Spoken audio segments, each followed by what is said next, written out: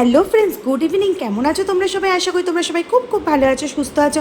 আমিও খুব ভালো আছি, সুস্থ আছি। আমি শর্মিষ্ঠা, আমার চ্যানেলে তোমাদের অনেক অনেক স্বাগত। কাল থেকে গণপতি উৎসব স্টার্ট হয়ে গেছে। আজকে তাই বেরিয়ে পড়েছি ঠাকুর দর্শনে। কালকে ভেবেছিলাম আসবো এই টেম্পেলে, কিন্তু এত বৃষ্টি হচ্ছিল যে কালকে আর আসা সম্ভব হয়ে ওঠেনি। তাই আজকে আমরা চলে আসলাম। তা প্রথমেই সুমি বললো চলো টেম্পেলে যাই, তারপর এখান থেকে আমরা আশেপাশে যে ঠাকুর আছে সেটা দর্শন করবো। তাই বললাম ঠিক আছে চলো, প্রথমে আগে টেম্পেলে যাই। কিন্তু এখানে আসার পর না আর আমার এই টেম্পেল থেকে বেরোতেই ইচ্ছা করছিল না। মনে হচ্ছিল এই মন্দিরেই আমি বসে থাকি। অনেকটাক্ষণ সময় আমরা এখানে বসেছিলাম। আসল ব্যাপারটা কী হয়েছে জানো, যবে থেকে আমরা ঔরঙ্গাবাদ থেকে চলে এসেছি এই দিনগুলোর না আমার খুব খুব কষ্ট হয়। ঔরঙ্গাবাদে যখন আমরা থাকতাম, আমরা সোসাইটির মধ্যে পুজো করতাম, খুব খুব মজা হতো, আরতি হতো বিকেলবেলা, তারপর একটা সাংস্কৃতিক অনুষ্ঠান হতো, বেশ বিকেলটা জমে যেত। মানে 8টার সময় আরতি স্টার্ট হতো, তারপর রাত্রির 11টা-12টা অবধি আমরা ওই প্রোগ্রাম হতো, ওখানে আনন্দ করতাম, বাচ্চারা হই হুল্লোড় করতো।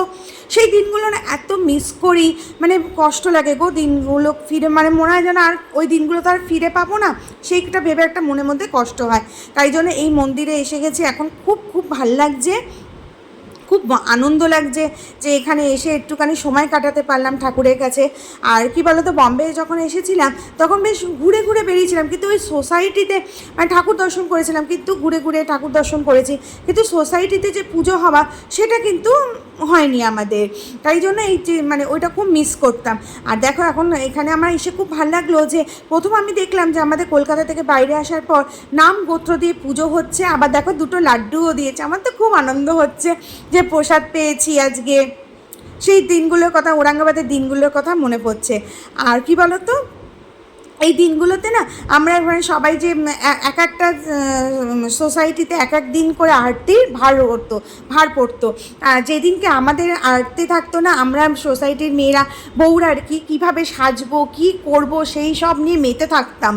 তারপর কি প্রসাদ হবে আজকে আমাদের, কি তারপর প্রসাদ হবার পর আমরা কি একটা স্ন্যাক্স খাওয়ানো হতো, সেটা কি খাওয়ানো হবে, সেই সব নিয়ে না আমার দিনগুলো যে 11টা দিন পুজো কীভাবে কেটে যেত মানে বুঝতেই পারতাম না।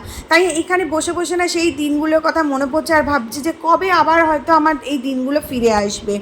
যাই হোক, অনেকটা সময় এখানে কাটিয়েছি। পুচকি তো যেতেই চাইছিল না এখান থেকে। তারপর বললাম চল আশেপাশে ঠাকুরও তো দেখতে হবে। তারপর এই মন্দির প্রদক্ষিণ করলাম, করে আমরা তারপর আস্তে আস্তে বেরিয়ে পড়লাম। চলো একটু ঘুরে নিয়ে অন্য জায়গাও যাব, আবার যদি কোনো সময় হয় আবার এই মন্দিরে আসবো, তুমি আবার কিছুটাক্ষণ সময় এখানে কাটিও।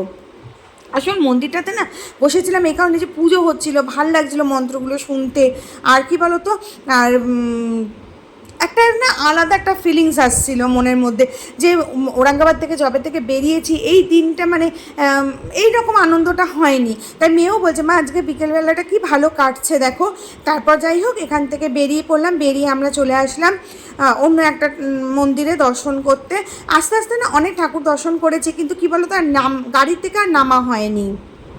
তা এই প্যান্ডেলটাতে আসলাম, বেশ ভাল লাগছে। ঠাকুরটা দেখো কি সুন্দর, কত বড় ঠাকুরটা। আর আমরা যখন গেছি না তখন ঠাকুরকে মালা পরানো হচ্ছে। আমরা বেশ কিছুটা সময় ওয়েট করছিলাম যে আরতি হবে কি না। তা দেখো আরতি মনে হয়ে গেছে, এই যে মেয়ে তাপ নিচ্ছে।